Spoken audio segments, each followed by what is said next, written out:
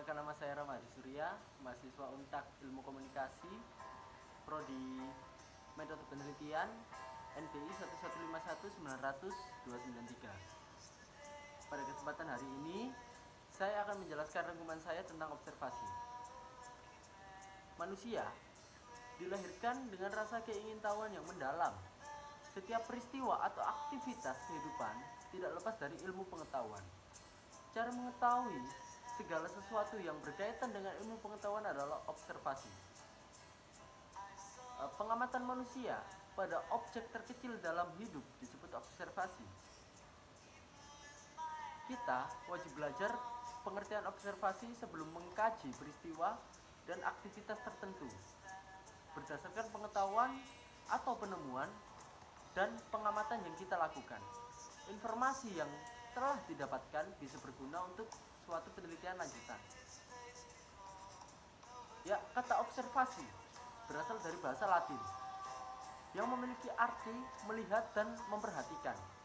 Dalam dunia nyata, observasi erat berkaitan dengan objek dan fenomena, baik faktor penyebab dan dampak secara luas. Orang-orang yang melakukan observasi mendapat sebutan pengamat. Pengertian observasi secara umum adalah kegiatan pengamatan pada sebuah objek secara langsung dan detail untuk mendapatkan informasi yang benar terkait objek tersebut. Pengujian yang diteliti dan diamati bertujuan untuk mengumpulkan data atau penelitian. Metode pengamatan harus dilakukan secara sistematis guna mendapat informasi yang akurat. Kegiatan pengamatan yang dilakukan memiliki karakteristik tersendiri, yaitu objektif, faktual, dan sistematis. Tidak hanya dilakukan sendiri, observasi bisa melibatkan lebih banyak orang. Klasifikasi observasi terbagi menjadi beberapa jenis, yaitu observasi partisipasi, observasi sistematis, dan observasi eksperimental.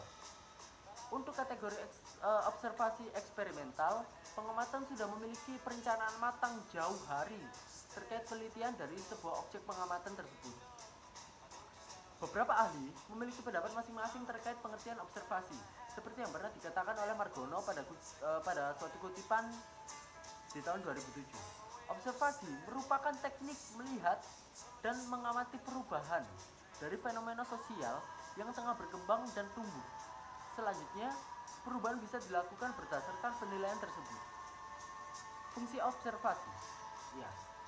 Di sini kita akan membahas tentang beberapa fungsi observasi. Di antaranya satu, menggambarkan objek dan segala hal yang berhubungan melalui pengamatan panca indera.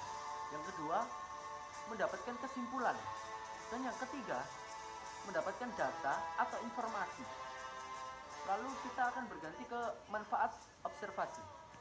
Di antaranya, satu, observasi bisa dikonfirmasikan dengan hasil penelitian untuk data akurat.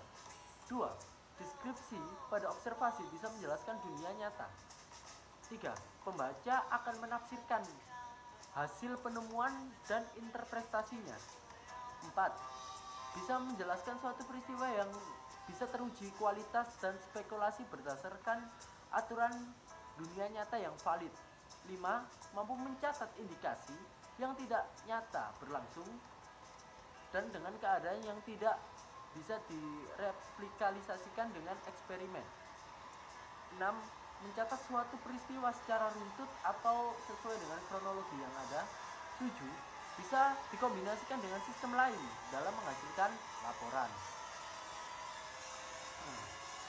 Observasi juga memiliki kelemahan atau kekurangan. Di antaranya kekurangan dari observasi adalah satu, perlu waktu lama dalam melakukan pengamatan untuk kejadian atau peristiwa tertentu. Yang kedua, pengamatan fenomena berlangsung lebih lama dan tidak bisa dilakukan secara langsung. Yang ketiga, kegiatan pengamatan bisa terganggu oleh hal-hal lain, contohnya seperti informasi yang bersifat pribadi. Observasi juga lebih mudah dilakukan pada anak-anak karena anak-anak bisa mengungkapkan perilaku atau jawaban yang jujur, sedangkan orang dewasa bisa memberikan jawaban yang tidak valid atau pura-pura.